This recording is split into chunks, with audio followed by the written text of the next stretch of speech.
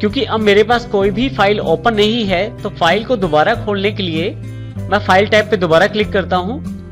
यहां मैं ओपन का प्रयोग फिर से फाइल खोलने के लिए कर सकता हूं, परंतु अब की बार मैं इस ओपन का प्रयोग ना करके रिसेंट का प्रयोग करता हूं। रिसेंट कमांड के अंतर्गत आपने कुछ समय पहले जो फाइलें प्रयोग की हैं उन सबकी लिस्ट यहां अवेलेबल हो जाती है रिसेंट डॉक्यूमेंट्स के अंतर्गत। देखें यहाँ पे जो भी फाइलें मैंने कुछ समय पहले प्रयोग की हैं उन सबकी लिस्ट यहाँ पे अवेलेबल है। इसी प्रकार से न केवल उनकी लिस्ट बल्कि उन फोल्डर्स की जानकारी भी यहाँ right hand side recent places में रहती है, जिन फोल्डर्स का आपने प्रयोग किया है अपनी फाइल्स को खोलने में।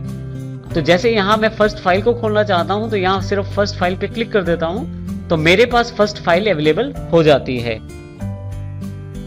यदि आप नया ब्लैंक डॉक्यूमेंट चाहते हैं, नई ब्लैंक फाइल चाहते हैं, तो रिसेंट के बिल्कुल नीचे न्यू बटन है, आप इसको क्लिक करके नया ब्लैंक डॉक्यूमेंट खोल सकते हैं। परंतु इसके अलावा आप यदि स्टार्ट पे जाए और माइक्रोसॉफ्ट वर्ड को क्लिक करें, जब भी आप पहली बार इसे क्लिक करते हैं तो आपके पास by default blank document word पहले से ही आपके पास उपलब्ध करवा देता है, आपको न्यू बटन पे क्लिक नहीं करना पड़ता। परंतु कई बार आवश्यकता होती है आपको नया डॉक्यूमेंट बनाने के लिए, इसके लिए आप न्यू पे क्लिक करें। यहाँ पे रिसेंट के बिल्कुल नीचे आपके पास न्यू बटन अवेलेबल है। जैसे ही आप न्यू पे क्लिक करते हैं आपके पास काफी सारे ऑप्शन अवेलेबल हो जाते हैं, जिसमें ऊपर की तरफ यदि आप देखें तो काफी सारे टेम्पलेट्स अवेलेबल हैं और नीचे की तरफ यदि आप देखें तो आप ऑनलाइन भी काफी सारे टेम्पलेट्स प्राप्त कर सकते हैं। इसमें यदि आप ध्यान दें तो इसका अर्थ ये है, टेम्पलेट्स का अर्थ ये है कि पहले से बने हुए सैंपल्स जिनका प्रयोग आप अपने डॉक्यूमेंट बनाने के लिए कर सकते हैं। यदि आपको बिल्कुल ब्लैंक डॉक्यूमेंट चाहिए तो यहाँ पहला जो ऑप्शन है वो ब्लैंक डॉक्यूमेंट के लिए है, आप इसको सिलेक्ट करें और यहाँ पे राइट हैंड साइड नीचे की तरफ क्रिएट बटन है, आप इस पे क्लिक करें। जैसे ही आप क्लिक करते हैं आपके पास बिल्कुल एक ब्लैंक डॉक्यूमेंट अवेलेबल हो जाता है, जो कि आपका न्यू ब्लैंक डॉक्यूमेंट है। न्यू से ना केवल आप ब्लैंक डॉक्यूमेंट क्रिएट कर सकते हैं बल्कि पहले से बने हुए टेम्पलेट्स अर्थात सैंपल्स का प्रयोग कर सकते हैं। इसमें यदि आप यहाँ देखें तो हमारे पास दो तरह के सैंपल्स अवेलेबल रहते हैं, ऑफलाइन और ऑनलाइन। देखिए यहाँ पे अवेलेबल टेम्पलेट्स के नाम से हेड दिया गया है ऊपर की तरफ। इसमें blank document, blog post, recent templates और सैंपल टेम्पलेट्स, इस तरह से काफी सारे ऑप्शन अवेलेबल हैं। यहाँ से मैं सैंपल टेम्पलेट्स को क्लिक कर देता हूँ तो देखिए मेरे पास ऑफलाइन जो टेम्पलेट्स अवेलेबल हैं वो सारे मेरे पास अवेलेबल हो जाएंगे।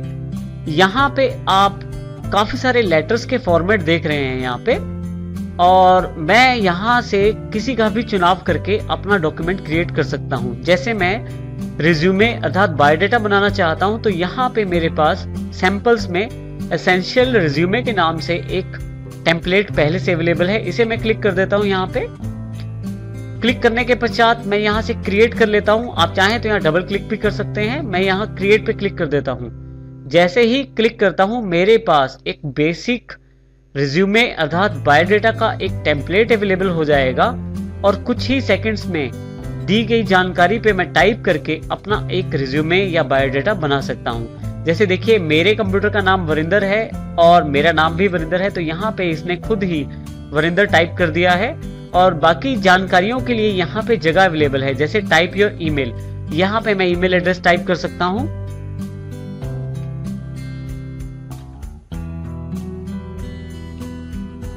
और इसी तरह से एड्रेस, फोन नंबर और वेबसाइट, और नीचे की तरफ ऑब्जेक्टिव, एजुकेशन, एक्सपीरियंस, इन सब की जानकारी देकर मैं कुछ ही मिनट में अपना एक सुंदर सा बायोडाटा या रिज्यूमे तैयार कर सकता हूँ। इसी के साथ साथ यदि मैं न्यू पे दोबारा क्लिक करूं तो मेरे पास यहाँ office.com के टेम्पलेट्स भी अवेलेबल हैं, जो कि बहुत सारे हैं। देखिए नीचे की तरफ काफी सारे टेम्पलेट्स दिए गए हैं, जिसमें browsers, booklets, budgets, business cards, calendars, certificates, काफी सारे टेम्पलेट्स अवेलेबल हैं। यहाँ पे मैं अपने अकॉर्डिंग अपना टेम्पलेट चुन सकता हूँ जिस प्रकार का मुझे डॉक्यूमेंट बनाना है। मैं रिज्यूमे बनाना चाहता हूँ अर्थात बायोडाटा बनाना चाहता हूँ, तो देखिए यहाँ पे नीचे की तरफ रिज्यूमे एंड सीवीज के नाम से एक अलग से टेम्पलेट अवेलेबल है, इसको मैं डबल क्लिक कर देता हूँ। देखिए ये office.com अर्थात माइक्रोसॉफ्ट की साइट पे जाएगा और वहां से मुझे 3 फोल्डर्स के रूप में टेम्पलेट अवेलेबल करवाएगा। इसमें बेसिक रिज्यूमे अवेलेबल है, जॉब स्पेसिफिक रिज्यूमे अर्थात बायोडाटा और सिचुएशन स्पेसिफिक रिज्यूमे भी अवेलेबल हैं। यहाँ पे मैं बेसिक रिज्यूमे पे डबल क्लिक करके इस फोल्डर को क्लिक कर लेता हूँ।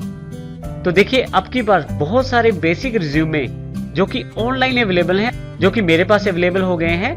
लेफ्ट हैंड साइड पे यदि आप किसी भी रिज्यूमे पे क्लिक करते हैं तो राइट हैंड साइड पे उसका एक डेमो, एक टेम्पलेट बड़ा करके दिखाया जाता है।